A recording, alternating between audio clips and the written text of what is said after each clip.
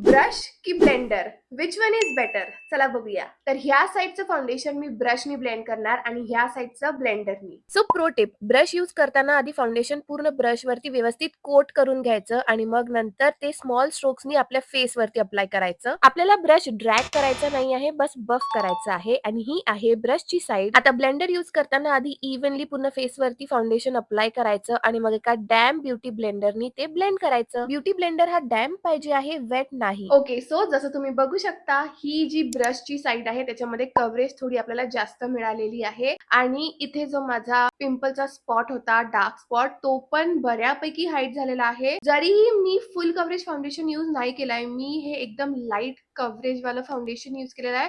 Still you can see की coverage खूप छान मिळाली आहे. ऑन दी अदर हँड, ही जी साईड आहे ब्लेंडरची त्याची खूप अशी स्किन लाईक फिनिश आहे, लाईट टू मीडियम कव्हरेज आहे. जर तुम्हाला एकदम असं everyday kind of a look पाहिजे असेल तर you can definitely go for blender. But तुम्हाला जर जास्त कव्हरेज हवी असेल तर तुम्हाला डेफिनेटली ब्रश जास्त चांगली कव्हरेज देतं.